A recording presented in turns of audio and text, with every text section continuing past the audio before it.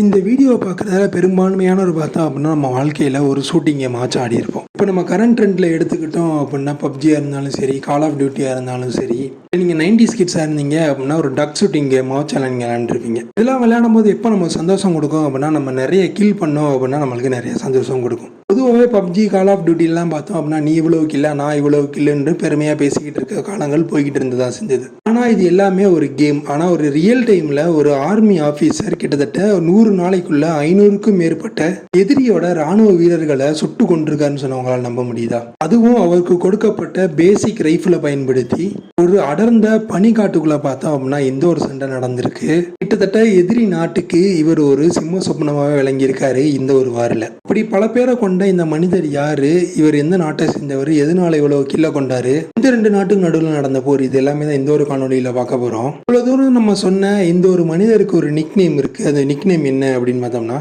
இந்த white devil அப்படின்னு சொல்லப்படுது. இவருக்கு பேர் கொடுக்கப்பட்டிருந்தது. இவர் எந்த நாட்டை சேர்ந்தவர் அப்படின்னு பார்த்தோம்னா ஃபின்லாண்டை சேர்ந்தவர். இவரோட பேர் என்ன அப்படின்னு பார்த்தோம்னா சிமோ ஹைல்ஹா. இந்த சிமோ ஹைல்ஹால் தான் பார்த்தோம் அப்படின்னா உலக வார் 2வது நடந்துகிட்டு இருக்கும்போது 1939 இருந்து 1940க்குள்ள ஃபின்லாந்துக்கும் சோவியத் யூனியன் ரஷ்யாவுக்கும் பார்த்தோம் அப்படின்னா ஒரு பனிப்போரானது நடந்துகிட்டு இருந்தது. பனிப்போரில் பார்த்தோம் அப்படின்னா சோவியத் யூனியன் ரஷ்யாவோட ரெட் ஆர்மி பார்த்தோம் அப்படின்னா கை ஓங்கியே இருந்தது இந்த ஒரு போர்ல. அப்படி என்னதான் சோவியத் யூனியன் ரஷ்யாவோட ஆதிக்கம் அதிகமாக இருந்தாலும் கூட சோவியத் யூனியன் ரஷ்யாவோட ரெட் ஆர்மி வீரர்களே பயந்தது பார்த்தோம் அப்படின்னா இந்த ஒரு சிமோ ஹைல்ஹாக்கு தான். பார்த்தோம் அப்படின்னா அவருக்கு கொடுக்கப்பட்ட பேசிக் மாடல் ரைஃபிளான மோசின் நேகன்ட்னு சொல்லக்கூடிய ஒரு ரைஃபிள் தான் அவருக்கு கொடுக்கப்பட்டிருந்தது. இந்த ரைஃபிளில் பார்த்தோம் அப்படின்னா பெரிய ஸ்கோப் எதுவும் இருக்காது.